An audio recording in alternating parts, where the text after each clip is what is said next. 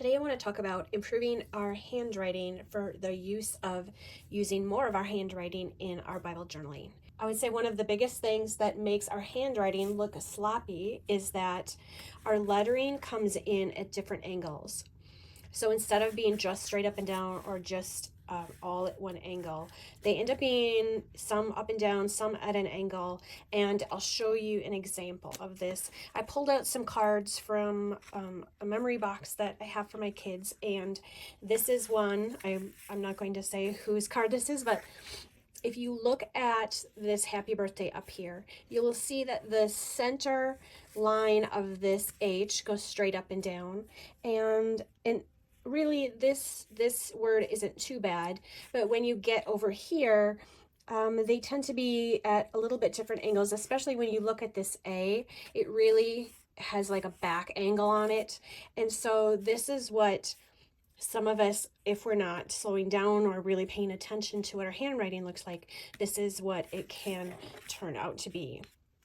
And I'm not saying that this is horrible, but in the event that you're not happy with your handwriting, you can always improve it.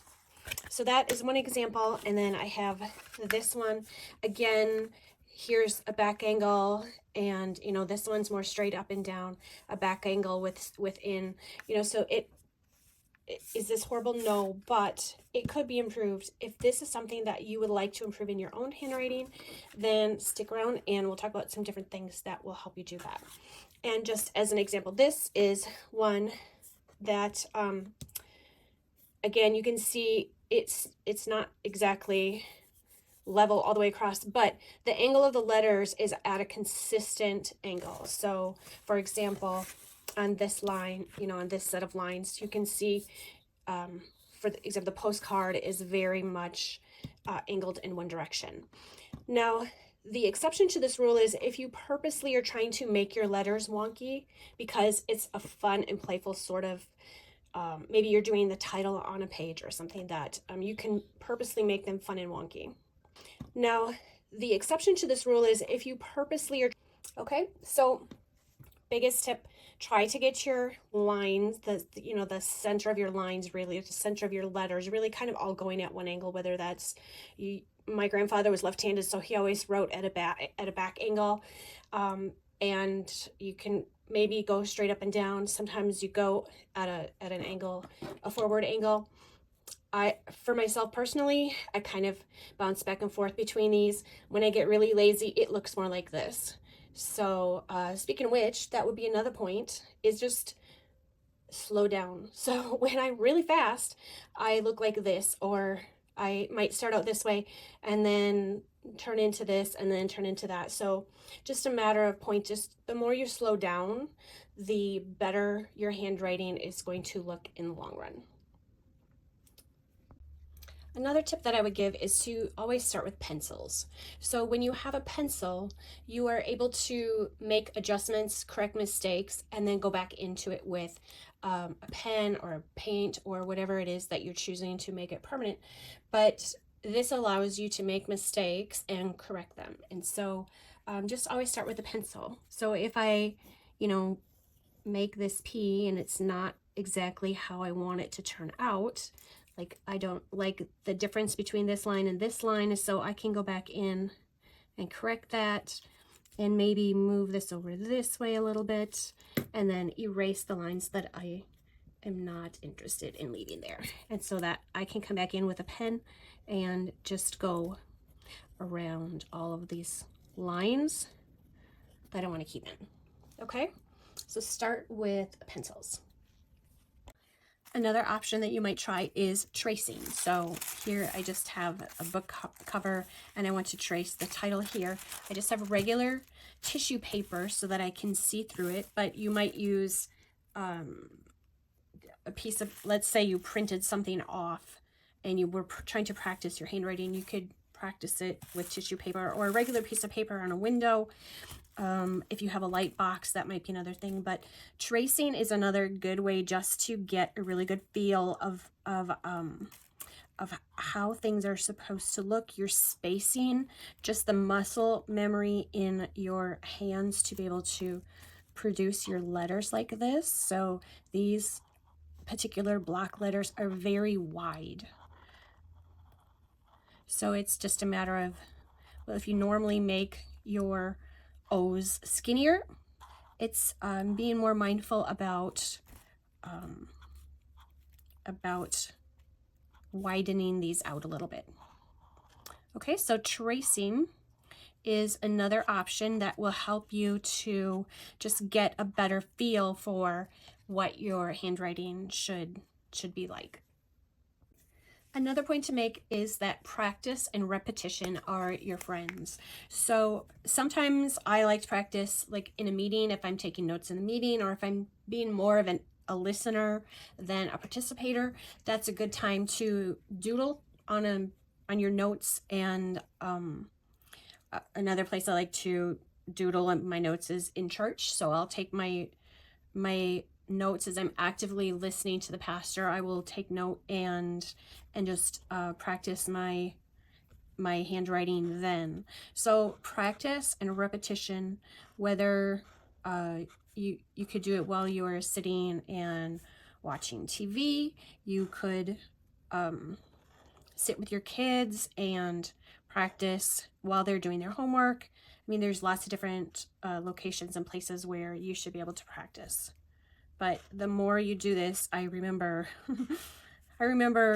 being in first, second grade, third grade when we were practicing, and how much we were graded on our penmanship. And I don't think that's even a thing anymore, but it should be. It should be, because even kids need to practice. So practice and repetition. When you're looking at different fonts, there are a few different types. And I mean, there's a bazillion different types of fonts that you can find online. But in general, they all fall into one of these three categories. When you're looking at different fonts, there are a few different types. There's serifs, meaning they have these little extra little bits on the end. So this is little, these are all little extra pieces that don't need to be there, but they are part of what makes a serif font a serif. Sans serif, so sans is French for without, and it might be other languages too, but I know it's French for without. So without a serif, meaning it doesn't have all these little extras. This is plain, this is plain. All of the ends and the corners are all plain. They don't have all these little additions to them. So a font will either be a serif or a sans serif, or it will be a script, meaning a handwriting of some sort. And there's lots of different sorts of scripts out there. And you have lots of different fun fonts. You might have fonts that look like it comes from a certain country. There's just so many different things, but they still can all fall into a serif print, a sans serif print, or a script. Okay. Then you can look at your letters. So you might have letters that are tall and skinny. You might have them that are short and fat. These lines can be different thicknesses. So like a bubble letter will be a very thick line. Also, you can look at your center line. So when I talk about a center line, okay, so you have your top and your bottom of where your guides are, but your center line either looks like this or like this or like this. So you can raise and lower this dotted center line, and where your center line is, then you add your little middle. Or if you have let's say you have a G, your G would be all the way up to this center line. So you can really play around with your fonts by moving this center line around. Also, you can have a solid line. You could do an outline letter, or you can do an outline with a shadow on it. And so these are all different options for you when you are considering different sorts of letters. And then the other thing that you can add to your lettering are little embellishments. So you might add little swirly cues. You might add dividers in between your different words, or you might box them out somehow, or with this ribbon type of box. So there's different embellishments that you can add to your handwriting. So personally, when I'm at church and I am taking notes, I have a couple of fallback handwritings that I do, and you might discover that you have your own things that you like to do. But when I'm doing a title, and right now we're going through the book of Joshua, so when I'm doing a title, I might start out with the title like this, but then I'll come back and I'll add a little bit of a shadow to this out, just one side of it, just one side like this, well maybe like, and then come back and fill that in. Okay, or I might not fill it in, I might just leave it there. So usually when I'm doodling, this is my fallback font for my titles. The other font that I like to do is just a made-up font that you know what, I actually do that like that. A B C D E F G. Okay, and just as a fun kind of font, this is basically I've kind of standardized each of my letters so that when I'm writing out a word like Joshua, it might look like this.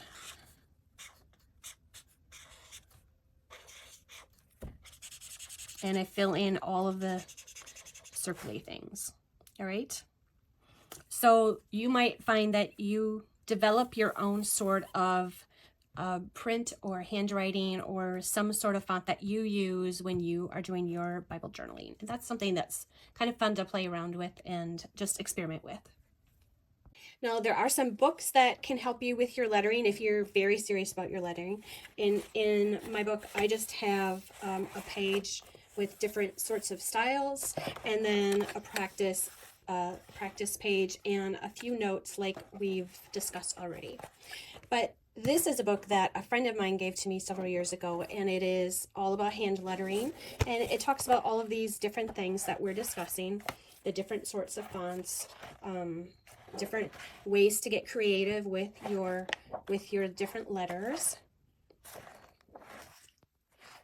And you can see how, you know, they've got these practice letters. So maybe you would love to develop something like this that's kind of your go-to, just like I have my go-to fonts.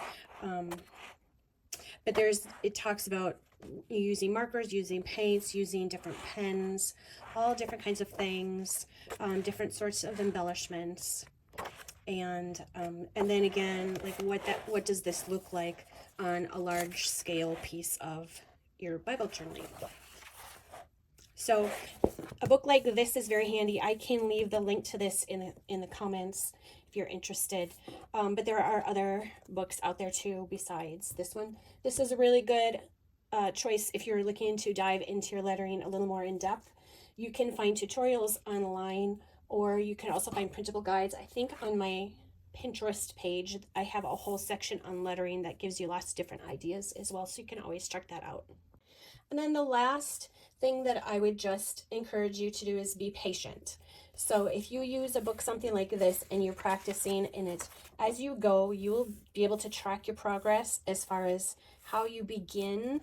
And then when you're many pages into your practice, you'll see how much improvement you actually have. And so that's just something we all need to be patient with ourselves if we've been living our whole life with a certain penmanship, to slow down and get a little bit better at it. Will take a little bit of time, but it's doable, and I would just again suggest to track your progress, and I think you'll be pleasantly surprised at how well you can do.